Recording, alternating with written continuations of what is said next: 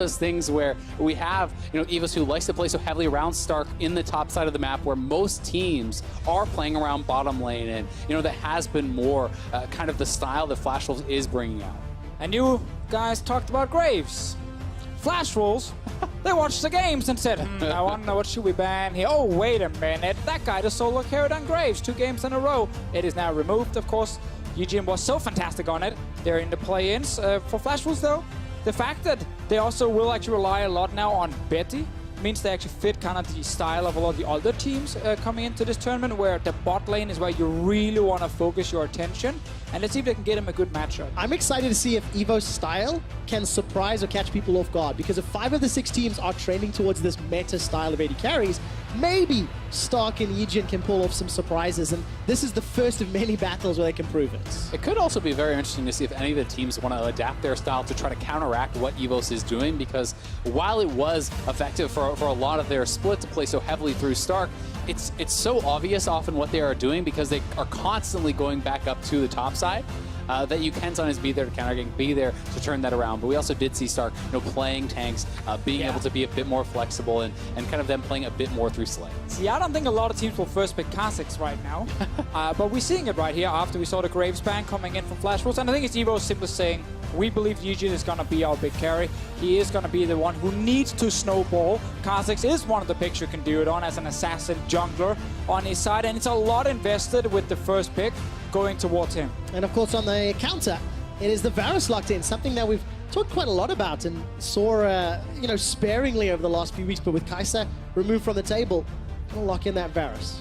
I mean, Varus does have very strong crowd control, has an incredibly strong one-item power spike. All the Rage Blade users generally do, and can lane up well against almost every single AD carry. So I think there's a lot of consistency and a lot of strength in these first 2 picks. And I really like that Varus is one of the best AD carries to play around. If you want to actually gank a lane, give him level 6. He has a CC ultimate that can lock down more than even just one member, and it's so easy with his burst damage coming in as well to just secure these kills. So it's a great pick for Betty. He's played it a ton during the split, and it also will allow Sword Art, if they get ahead, to start roaming, and that's going to be one of the big stories for us to follow in this game. This Gangplank would be very nice though here for Hanabi. It was actually his 2nd most played throughout the split. Stark going back to a tank. Theoretically, there could be some crazy flex, but we're expecting Orin to go topside. We're not expecting then Stark to be on a carry, and I just think that GP is so incredibly strong into those tank matchups. Yeah. You can play it a little bit more for laning with Grasp, or you can simply go for Klepto and farm off of them. And then you shoot that ulti down to the bottom lane again, and Betty once again gets an advantage on his side. I think EVOS could try and punish the Gangplank top lane. Like, Ornn is fairly effective at setting up tower dives, and Kha'Zix damage will be very important there, but it's not easy to execute for EVOS. And you can already see how incredibly strong the level 6 of Flash Wolves is here. When you're looking at that bottom side, when you're talking about the Chains of Corruption, you have the Skarner ultimate. GP ultimate drops that down, you get slowed up, you get Skarner ulted, you get Varus ulted. That is ridiculously powerful, especially if Flash Wolves wants to draft something like a support with CC, a playmaker for Sword Art, who has been so good on them. Well, what does Maple want to draft? We talked a lot about the top and the bottom lane. Ryze is already locked in for Warzone. I'm seeing Karma, Azir taken off the table. So where else does he go? That's actually going to be a good question if you want something where he can roam down towards bot lane as well. Just as we highlight that, he hovers the Talia, at least was nerfed a little bit more coming into this, but I think some mid laners will still feel okay playing her. You just need to remind yourself that you're not playing for your own lane. You're very much playing just to roam and be important in other lanes. And that's what really every pick is saying for the Flash Wolves. So it makes bot lane, bot lane, bot lane. a lot of sense. And they're kind of challenging EVOS here, and Aegian in particular, to be able to adapt their playstyle to that, to be able to match the pressure in the bottom side. And Tahm Kench, I think, is a fantastic support to pick against this sort of style. When you have all these heavy CC level 6 ultimates, Tahm Kench can save you from that.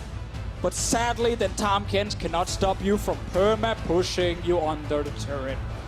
Morgana, if she gets locked in, clicks W on the wave. Varus has 2 abilities that can kill the minions as well. And then you can just perma-shove this lane into the turret. And if you ever get ganked, there's going to be Talia flying down. There's going to be GP ultis coming in. Like, Flash Wolves, it's not about Mabel. There's no Kai'Sa anymore. It's about the bot lane winning. And this draft is literally screaming, we want our bot lane to win. What do we think of the Kog'Maw pick into that? Because while the Tom He saw Uzi do it. He's like, I got it. Right. I just get nervous when I see that low mobility, no escape ADC into this type of draft. So It's risky. It is, and what I will say is I think it's high risk, high reward, because there is not really a true pure tank on Flash Wolf's team. Yes, there is a Skarner, but generally speaking, it's not going to be ultra tanky. If you can protect the Kog'Maw with this Ornn, with this Tahm Kench in front of him, he can shred through most of the members there on Flash Wolves, but it's going to be down to Yijin creating pressure with this early Kha'Zix pick, getting his tanks ahead, especially if you can pick on that gangplank on the top side of the map, get your Ornn ahead. That's the engage you need. That's the front line that can enable this Kog'Maw to take over. And if he wants to go mid lane, there should be a cleanse for Mabel. He's sitting on it right now, and I believe it's going to be the same when he loads into the game. Just make it a little bit harder, but that could be the other one. Like, generally, you want to gank solo laners as a Kha'Zix, and when you first pick this jungler for him, you're very much setting him up to succeed, but can you do it alone against what is a very well-built composition from Flash Wolves that is setting Betty up to carry? Oh, which direction does Yijin go? What lane? What plays can Yijin make? Because against Supermassive, he was there. He was able to respond and was able to show up. Just earlier this week, EVOS and Flash Wolves eliminated Supermassive and Gambit respectively. Now we get to see them face off at least twice here in the group stage of MSI, and it is the final of that play-ins, is what we'll call it. Could be a draw, could split 1-1. You're an EU after all, you know how we love our ties. Yeah, it's really unfair when you think about the tournament format, you know? It is 2 games in the group stage. EU is the only people that have practiced those BO2s. Exactly. I talked about those play-ins, by the way. We should take a look at the kills per minute and kills per game. 16 during the play-in series and 14.3. I don't know if it's going to be quite as dramatic today, though I do hope that it will be. It all depends on their jungler in this game. I think they want to play that way. They're used to playing with a lot of fights because they get forced on you in Vietnam. You don't have a choice. You can't just sit and play super slow in that region. So they're used to going toe-to-toe, but I think Flash Wolves on their side, like they have some of the picks that can challenge in early skirmishes, and also they have been playing a split in the LMS where there's been a lot of Korean imports coming in. There's been a lot of other teams trying to challenge in terms of just pure mechanics, and that's kind of what EVOS is going to bring in this game here. And Flash Wolves really has kind of stood the test of time in their region. You know, AHQ has been gone. Oh, Ron OP. Oh, definitely not the most OP of moves. Summoner Heal already used, Flash blown. But he could run away. That lane was going to be difficult already, and now it gets even more difficult. But we're not done yet. Well, we're going to talk about a lot of combined kills per minute, setting up for potential. As finally, Mujin's going to back away. Yeah, Mujin will back away, and it's kind of funny because it ends up actually putting Mujin a little bit behind the Kha'Zix because he's going to start, leashless blue, and yes, of course, Skarner can do that, no problem, but we'll be a little bit behind. The bottom lane, though, is the beneficiaries of this. This is a flashless Tahm Kench that you can maybe look to pressure a bit harder. I want to bring us back to that Flash Wolves point we're talking about. Talking about Flash Wolves, they've dominated their region. They lost Casa. Casa sorted out the big history, but look at these stats, guys. First in gold at 15, highest Drake percentage, highest Baron percentage, largest time of the major lead. It's insane how dominant this team has been for how long. Yeah, it's just crazy that they can always do it. Let's see what happens around here. Yijin is very low. Oh, we're going to force the flash. All right, but that was the guy we were talking about needed to snowball and get really far ahead. That's obviously not a good start. Mabel just finds him. But going back to that point about, Flash Wolves dominating in the LMS, like a lot of the teams have made changes back in that region. Like HQ is effectively gone at the moment, not even getting to the final as we've seen so often in the past. And the fact that Flash Wolves have been able to keep at least 2 members of the old core in Sword Art and Mabel is huge for them to just create this stable environment for some of the newer players to step up. Yeah, definitely so. I mean, the landscape of the LMS is changing, right? You mentioned AHQ kind of falling off, but J-Team did not have a strong year. It was G-Rex and Flash Wolves essentially at the top, and despite the fact that Flash Wolves has a couple of these rookies on their team, they're able to perform. They're able to dominate their region again. Those statistics are by far the best in the tournament, but the question has to become, can you put on that kind of a show against the top teams from the rest of the world? And that's what they are looking to prove here. Well, we're going to have to find out because the last time we saw Flash Wolves internationally, they went 1-5 in World Group Stage last year. It was a very disappointing performance. And as it stands, some shenanigans in the early game has not really resulted in a whole lot yet. But this is where Yijin starts to wake up, got access to at least his core abilities, and he's a bit of a crazy jungler.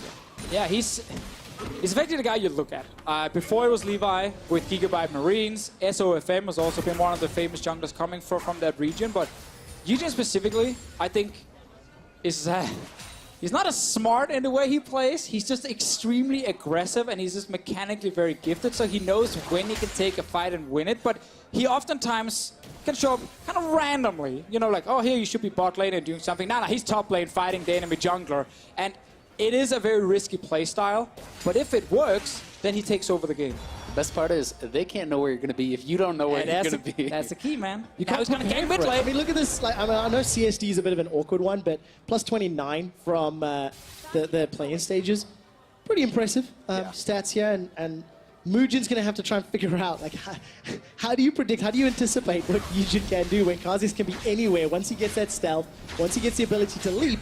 The junglers are going to at least see each other for now. Yeah, and losing the early flash honestly does hurt him so much because it makes it so terrifying to ever kind of run into the Skarner. And Flash Wolves wants to essentially have a no-action game until 6. Yep. Once you have your ultimates, you're going to feel so good to fight. So the fact that they force those early flashes, you may say, oh, well, that's not a kill, it's not that big of a deal. That actually completely dismantled the early game.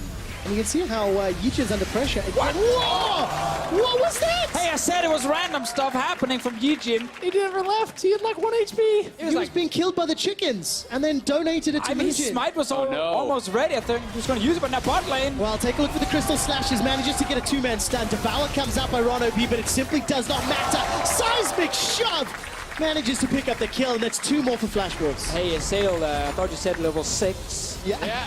Well, turns out you don't need level 6. No, you don't when the enemy jungler is effectively killing himself on the Raptor camp, and you're standing right next to him as a jungler. You walk in, you kill him, and that set up the easiest roam to the bottom lane. This was not supposed to happen. It's 100% correct.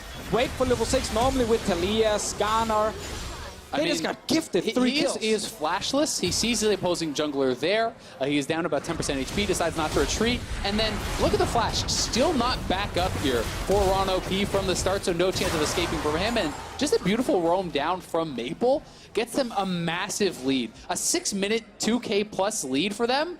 And they didn't even have to expend the ultimates. They weren't even at level 6. When they hit level 6 now, those repeat ganks become that much easier. Well, Stark's going to find himself under some pressure. Very big minion wave to contest with. Already flashing forward. Take a look at the minimap. Maple's making his way up. Stark has already used Core of the Forge God, and another kill donated to Maple. So another roam from Flash Wolves. They get another kill, and just to make it even worse, whenever we see them get kills, they also manage to get flashes. That now makes it even easier. You have Sooner Varus ulti. That's a very easy skill shot to land on a no-flash target. You're going to have Mabel coming down behind them with walls, Skarner ultis. Like, no flashes makes it just impossible to survive the next few ganks, and you've already died when you had the flash. And that's why it's so important to be able to analyze those situations and say, okay, yep, I'm dead. Like, that sucks, but there's no getting out of this. Accept your death. Move on, have your flash, because those repeat ganks become so ridiculously powerful. Luckily, though, for EVOS, at least the flash is up for Ron OP, and because he's running Spellbook, he swapped over to Cleanse. So he can essentially be the QSS and flash for Slay, because he can flash him out of there. Zale, I believed you. I believed you so well. The glass is half full, and there's always a silver lining. There you go. But the team is still down. They need 2,500 gold at 7 minutes. Let's see how useful that Flash Cleanse can be for Ron OP when the engage happens. Because Flash Wolves, they're definitely looking comfortable already. Saying it's useful is not the same thing as saying it's enough. Touche. So, let's just going on the record with that. But I accept. I apologize. Yeah. I made fun of you too quickly on that one. That's okay. All right. Let's see if Eugen can do anything. Rough start to the game. It's fair to say Mugen has been part of every kill in the side of Flash Wolves, and one of them was, of course, on the Kha'Zix itself, which set up the next dive. So where would he go? Where would he go right now? Let's see if he can do anything mid. No, that's Flash and Cleanse. That's not going to happen. I think you still have to look top. GP doesn't have his ultimate. Orin can set up dives, I think, fairly well. Yep. I'm not saying it's going to be easy, but I do think that is really the only kind of option that he has right now is trying to set up some sort of a dive on this GP, try to utilize that to get pressure in the top side, and then look for Stark to make a play with his teleport elsewhere on the map, and you have to look kind of a couple steps ahead. Right, and normally as a Kha'Zix, it's not bad if you're just farming and getting fairly strong towards the mid game when you can be really good at abusing people in side lanes, but he's forced to try and do something because his team is just getting destroyed at the moment, and he's top as ale. There we go. Call of the Forge God comes out. Nice Flash away by Hanabi. Yijin going to jump in with Taste of Fear. Not enough damage yet. Looking to reset the tower aggro. Going underneath. That's the first one secured, and Stark will just escape with his life. All right, right there, we saw Mabel and Mujin move down to the bottom side, and EVOS bot lane, very smart. They just backed away and said they're doing it again. Run OP and Slay. It's important here to staying safe, because they need to get some gold here, and it's going to be top lane turret. They could, yeah, they can trade for that because this is no TP on Hanabi. He could drop his ultimate to try to clear some of those waves, but the turret is likely going down. We'll see if they are able to actually stay around and finish it. I mean, GP ultimate might be enough. Oh, it's gone. Tower first blood picked up by Flash Wolves as well. And the tower doesn't even die in the top lane. GP ulti too strong right here. Mabel fighting in the mid lane as well, but Warzone. Oh! He's gonna go in. Nice. Does he take the realm up? Yes, he does. Into the Rune Prison. The cleanse comes out. Not enough. The auto's not gonna kill either. Warzone and Mabel trading blow for blow, but Mabel kept his teeth. Still great play from Warzone in the mid lane. They're trying to get that kill. It will force Mabel back. Sadly for Warzone, he might get ganked now. All right, he's got no flash. He's got no heal. He's got no OP's here. Ron OP's got flash and cleanse though. Not gonna jump in for the save. Instead, he's like, sorry, bro, your fault, and he lets Warzone die. Learn from earlier. Don't waste your flash. The guy's already dead. Yeah, even if you eat him up, there's so much CC available. Morgana ultimate, Skarner ultimate, everything is still there. So just a nice play from Betty. Good roam up and going to be able to punish. 10-minute Luden's Echo for Maple. That's going to hurt a lot for anybody on the side of EVOS. What about 10-minute Rage Blade? Yeah. Oh, that's actually way worse, I think. Yeah. Plus 20 CS, Tower First Blood. Maple hits, I think, all 5 of those threaded volleys. Slay uses Stamina Heal. Seismic Shove will force the flash. And Maple going to be very happy with his bottom lane and how this whole game has played out. 4,000 gold already. And someone's going to have to call PETA. This is some abuse on the bottom side of the map here. Oh, man. We're going to set some expectations now, by the way, gentlemen. The largest gold lead from the play-in stage was Supermassive versus Kaboom. It was 8.7 thousand gold at 15 minutes. We'll see whether or not Flash Wolves can extend. They're currently at 4,200 up. They've got 4 minutes to try to break that record. Well, the good thing here for EVOS is the fact that the main ulti is on cooldown from Flash Wolves. So they got a good 30 seconds to at least not having to fear the GP and the Varus ult. However, there is a flash engage from Ascana, and there is currently no flash from Warzone in the mid lane. He will soon be the target if he stays around, and Flash Wolves can push in now for this turret. And I think Flash Wolves is playing this so intelligently. Don't leave Hanabi in a side lane when he has no flash, when he has no ult, when he is vulnerable to be repeat ganked. Instead, they just group up and siege down a turret. So that is their one weakness right now, and it can't be exploited. And again, this is a very standard Flash Wolves kind of game where we talked about this in Champions League. It's all about the bot lane. Get them fed. Oh, he's going. Yeah, there we go. Flash into Impale. Please continue. Standard Flash Wolves game. So get the bot lane rolling. You can leave the top lane alone. He did, of course, die once, but the turret is still alive due to the GP ult. And the fact that Betty's now on this early Rage Blade, Mabel's been getting a ton of kills on the today, it's just absolutely perfect for them. They should be able to get the Rift Herald. And I don't think EVOS can do absolutely anything. Oh, they're trying though. Let's take a look. Yijin looking for Betty and Sword Art. Slay's coming in with the help of a teleport by Stark. Now Maple is in the river already, and that's just gone horribly wrong. Yijin is killed before he can get into the fight. Rift Herald is picked up on the back end of that, and Hanabi will bounce those barrels to push this wave in even further. Yeah, I mean, that's a rough one, but they're trying to play to win. They know they're so far behind. They know they need to make a play. It didn't work, though. Mujin is coming in from behind with the flank here. Oh, some damage going down. Stark's not going to find the charge, though. 6,000 gold up off Flash Wolves. 2 minutes to go before they can break that record of the largest gold lead in MSI 2018. The tower will not fall. But yeah, just such a difficult situation. The proactive plays, yes, they can work, and yes, I applaud the effort. Yeah. But not when you're 6K down, and not when it takes that long to get your teammates in. It's tough, though. You know, the execution definitely wasn't there, but when you are this far behind, when you are progressively getting more and more behind, you need to make a risky play because the game is already kind of getting out of hand. They do try to go for it there, but, you know, the coordination a bit off. You know, Stark kind of needed probably to be the one to start that up, but when you're TPing not behind them, but in their face, it's very easy to kind of retreat to this warded area in the river, this big pocket of safety that they had, and Flashholes is honestly just kind of checking all the boxes and playing a very well-coordinated game. They know where they could be weak, they know where they could be vulnerable, and they play around it. Hey, Trevor, you asked, could Flashholes match the early game? Could they get the vision down to a spot where EVOS would be roaming? The answer was yes, they could. Resoundingly. Yeah, they have full control of this game here. Of course, there's been some mistakes they've been able to punish, but they're also setting it up correctly. And the only thing I'm kind of looking at is can Stark get together with his team and use ulti while there's still some flashes on cooldown from some of the squishy members on the side of Flashholes. If he can't do that and he's just sitting side lane for the next few minutes, it gets almost impossible for them to actually start a fight because you can just flash away from the Ornn. And then Flashholes will just have way more damage on their side. And to your point, I mean, if you can get a pick right at the start of a fight, you have a chance to then win that fight. But it is very, very hard. And, you know, top lane turret is going to go down. They still have the Rift Herald in their back pocket. They can actually drop that to electric pressure, you know, at tier 2.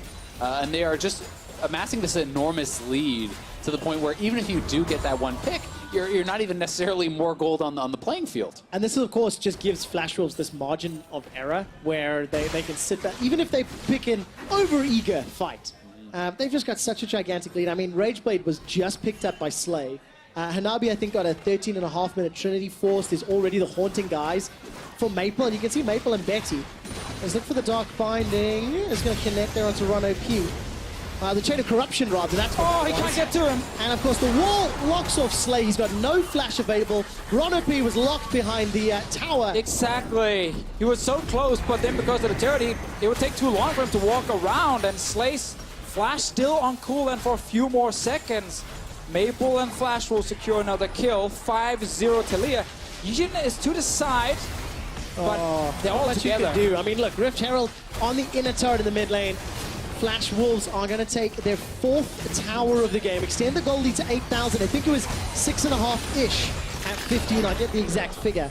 But this is just obliteration. Yeah, I mean, they're just looking on another level right now than EVOS. And, you know, Flash Wolves, it's interesting because there has been more struggles for them kind of in recent years than in the past. You know, they didn't have a great world showing the last 2 years, but they want to show that they are on the tier of North America and Europe and China and these other top regions and top teams. And they're looking to kind of start this tournament off with the statement game that they are not, you know, kind of to be paired with EVOS. They're looking so much better. And this, of course, is the must-win game for them if they want to go and fight for top 4, because you have to take down the other team coming from the play. And it's the same thing will be, you know, the case for Fnatic and Team Liquid. You know there's going to be some very tough games you're going to play against Kingzone and against RNG, so you have to get wins against some of these teams that might be a little bit under you. Let's see what happens here. Sword Art, Black shields himself and walks out. Just the playmaking from Sword Art, you know, just really exceptional usage there of the Morgana E. All right, Realm Warp is going to get used. Who's going to step inside? Stark and Yijin looking for some targets. The GP ult is doing work as Stark is forced to run away. So is the rest of the team. The Devour's bought enough time that nobody's died yet. Hanabi. But here comes Hanabi looking for the powder kegs. Got 1 and 2. Not going to fight that one. Small mistiming will let it slide as Ron OP gets eaten up.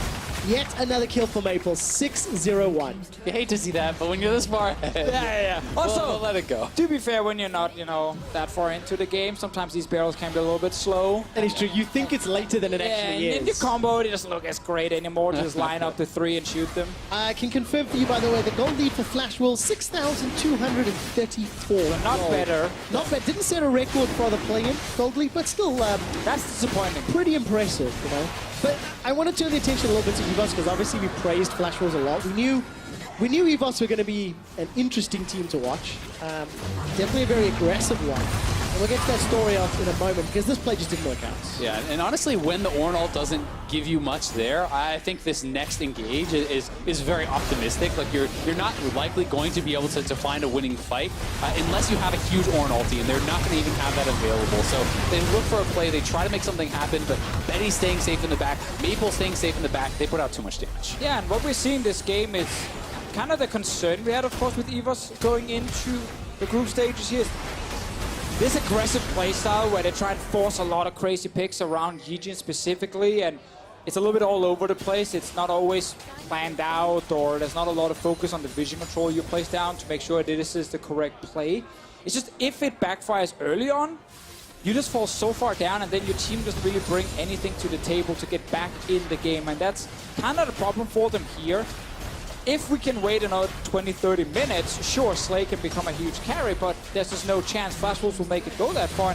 It all started with Mujin just walking in, finding Yijin who had lost his flash and just killed him at the Raptors because he actually was basically killing himself at that point. And then they went bot lane and got 3 kills. And this is kind of a fun graph for me. This is basically showing combined kills per minute. So essentially how bloody the games are from all the different regions. LPL traditionally talked about as the most bloody region compared to EU, NA, LCK, far on the left. Look at where the VCS is. Almost double the kills per minute of the LCK. This is a very proactive region. As you said, Martin, they're not always putting out all the kind of pre-steps to that. They're not always preparing all the vision and making sure everything is very clean, but they do have very good mechanics, and they look for these aggressive fights, and when you can pull them off, it looks amazing. It does indeed. And of course, the reason that graphic I think is very important in terms of this game is you can see the EVOS mentality and their playstyle. Within their region, they're not even one of the highest combined kill per minute teams. They're actually lower ranked. So this is slow by VCS standards. It's not working out as Ron OP is going to use that cleanse that we talked so much about earlier. Well, the Impale comes out, and that's the 10th kill for Flash Wolves. And one of the other things I want to step back and look at the big picture here. Both of these teams and leagues and regions originally were born in the GPL. You know, the LMS was removed from the GPL several years ago now. And only recently was Vietnam and the VCS pulled out of the GPL because of how consistently good they were at the game. Let's see what happens here, Trevor, before we go further, because there might be a fight. There will be, and it will be Stark trying to get a knock-up. He manages to get shut down, rather he is shut down by Maple. Now Flash Wolves, they were interrupted on the Baron. Mujin is looking for some sort of flank there, trying to get the Crystal Slashes down. Slay's running for his life, still only got that Rage Blade. It looks like he'll be able to escape for the time being. Yeah, and they have full control over mid lane. They're actually trying to track down Warzone here, who has no ultimate, so he's probably just dead to rights. It's only really a matter of time. Yeah, who's going to get the kill credit? That is the question. And Betty is the one that secures it.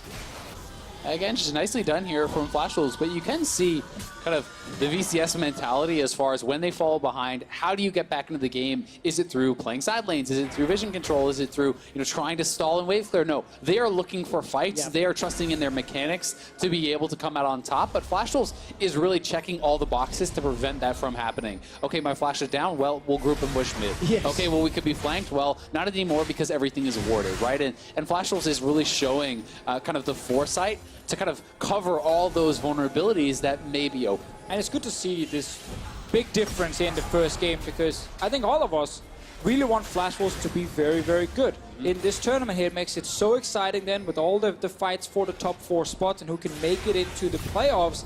And this start here, while it is currently against EVOS, who's getting absolutely destroyed, it still hypes us up a lot more for what Flash Wolves can do in the next 3 games. And EVOS will have to bounce back later today. And when you're down 112 in kills and 12,000 gold, it's pretty tough. Well, EVOS will be playing Team Liquid later today. Oh, easy win then. They don't have a lot of time to bounce back, but this is one of those wild cards. But hold on, you make a joke there. This is one of those temperature check games where, we said it's a play-in final. How good is Flash Wolves? How good are EVOS against one another? Well, we're getting a pretty clear answer. This game snowballed from some early game decisions. What if EVOS don't have those mistakes? What if they go a little bit more even, until 15-20? You're going to have a bunch more games to find out the answer. Mujin actually not going to find the target with the Impale yet. Does so after a few moments later, and Rono Puma being flashed earlier. He gets taken out. And that's why it's so important to not read too much into this game. You can't underestimate teams. If they do get ahead, if they have a successful early game, they can snowball a game. They show the ability to do that against Supermassive. So teams are going to have to give them respect. for EVOS, so you have to worry about mentality when you're given a beating like this. Well, let's take a look. Call of the Forge Guard comes out. Baron is in the pit, secured. Not with the smite, though. That got a little messy. Now Slay's coming in, trying to get the damage down. Betty's the target. Slay flashed into the pit, but he's trying to fight 3 and get shut down. Maple was over the wall. Warzone will be the next to fall, and despite it looking momentarily okay, Flash Wolves get Baron, only lose Betty, and they're still 13,000 gold up. But there were a few openings there at least. The Baron, of course, secured by Betty. Then the fight right after. Slay, he could have picked up a bunch of kills for himself. Could have been something, but Flash Wolves will get the Baron here, and we should be looking at just another big push coming, giving them multiple inhibs, and then they can actually close out the game right after. Let's see the fight once again. Remember, Ronopi is dead. So it is 4v5, and Baron will drop down low, but of course no one is in there to actually try and steal it yet. Credit to Stark, though, actually played this fight incredibly well. He hits a 3-man Ornal, then gets a 3-man knockup with his Pillar and Charge combo there, opening up a chance for Slay to get something done in that fight. And Slay did get the immediate shutdown onto Betty, but not really having enough damage, enough protection to be able to kind of follow up on that and finish off the rest of the kills. And I think there's a good chance Flash Wolves can just close the game on this Baron. They're so enormously ahead. Yeah, 13,000 gold, 2 Ocean Drakes, the Baron buff. Look at the item discrepancies between the lanes. For Flash Wolves now, it feels sort of just like a matter of time. And definitely going to give us some more questions to watch, because one thing that is clear, EVOS have definitely shown that their commitment to their league's playstyle is true. Yeah. Regardless of winning or losing, every game we've seen from EVOS has been like that. And Mugen just going to threaten the Impale engage, right? Inhibitor tower falls. Inhibitor will be there after. I'm just waiting for that team fight. Oh. There we go. Manages to catch our Warzone. Ronopi nowhere nearby. Uses the Devour just to protect from Chain of Corruption, and Slay on the retreat. 2 members of EVOS are down. Flash Wolves now pushing onto the Nexus turret. For the Forge God, yes, it catches Maple, but to what end? Now Slay managing to get some damage down thanks to that Bioarcane Barrage, but he's got too many hit points to burn through. Betty steps forward to the Black Shield, and this is just feeling donezo. Flash Wolves have got 1 Nexus turret left.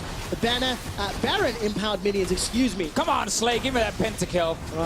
It's going to be magnificent if it does, but I'm not quite a believer, Deficio. Oh, because they actually chased for the kills right there, wanted to better KDAs. They did not manage to finish the last turret. All the minions died around them. I think they're going to be okay with it, despite only getting that 1 bot lane inhib. Can just walk down, spend the gold, and then get ready for next one. Betty, the only one who did not recall. Having a little bit of fun, I think, with it at the end. I mean, they could have closed out the game pretty easily there, but as you say, going for a bit more kills, a little bit more action, and they are so ridiculously fed. 15,000 gold ahead. I mean, this is just the items. When you're looking across and you're comparing, it's disgusting. You look at GP in the top lane; he has 3 completed items to 1. Right? That feels pretty rough. That feels pretty bad, man. Is how that feels. Yijin going to be jumped on by Mugen. There's no Impale yet, but Mugen could consider chasing with that Righteous Glory. Decides against it for now. Instead, that's because Warzone is in the wrong neighborhood. To push. We've seen this on before. Yeah, how does it end? He dies. Okay. And Betty gets the kill. No, Betty didn't get the kill. You haven't seen that one before. It's true, it's true. I saw the one with Betty. I like that one more. My math is a little off, but this is pretty close to 0.8 combined kills per minute. Is that right? So, by VCS standards, EVOS going to find themselves some damage onto Hanabi, but he's going to survive thanks to all of the itemization. The huge lead he's been able to accrue for himself. Slay gets dropped down to 50%. Here comes Mugen. He's already used that Righteous Glory. Ronopi forced to use the cleanse, get caught by Dark Binding. And despite the grey health, will get killed by Maple. 11-0-4. If we had MSI Fantasy, he would be killing it right now. Yeah, well, definitely making some more fans for himself, showing again how good Maple really is. Completely dominating this game. Yeah, not fans of the VCS though, but no. The rest of the world will definitely be pretty impressed. That's a flash Chain of Corruption. The final push should be on the cards. Impale comes out. Warzone just respawned, man. And he's taken down for the 6th time. After 27 minutes and 22 kills, Flash Wolves obliterate EVOS Esports. Very one-sided game. All started around the Raptor camp, fun enough. That's where he lost the first flash on the side of Yijin. That's where he died. And of course, then we saw the good roams from Maple. And it's good to see, of course, that Maple, a man who did struggle last year, has been playing really well. this year in the LMS, and then the first game he gets to play here in the group stages, he just absolutely destroys everyone. Great draft, great execution. Yeah, I mean, Maple was everywhere, down to the bottom lane for the early kills there. He's the one who forces the Juggler's Flash, then up to the top side, getting a kill on Stark. He was pressuring the map incredibly well while staying even or ahead oftentimes in his lane, and I definitely think this is a one to feel good about for Flash Wolves. It absolutely is, and on the other end, I'm disappointed in EVOS. Of course. You see the guys play all the way through the bracket stage where they took out Supermassive, and those were some messy games. But there's a little bit more heads up, a little bit more control to it. And I think for EVOS to succeed in the next 9 games that they have, they need to temper some of that decision making. Well, or they need to draft like extremely aggressive. Yeah. So that they have a lot of lanes that are winning, that can get 2v2 kills, that can set up something for Yijin. Because this one was a tank top and then a very slow scaling bot lane on their side. So it kind of looked like, okay, you could maybe go for the GP, but it was never going to be an easy tower dive, and they only succeeded once with it. And they first picked this Kha'Zix pick that then ends up being really useless in the game. So I think they can make some changes if they want to try and go in and play super fast and super aggressive. I think there's too much scaling then suddenly. Not that I'm blaming the draft for losing this. No, I know it's just one of those ideas. Right? It's just pure execution. Just on screen a moment or two ago, Sword Art exceptionally happy after that game, and why not? Flash Wolves took it. When we return, Sharks will actually check in with Sword Art before we look closer at how Team Liquid can beat Kingzone, if they can. We'll see you in 3.5.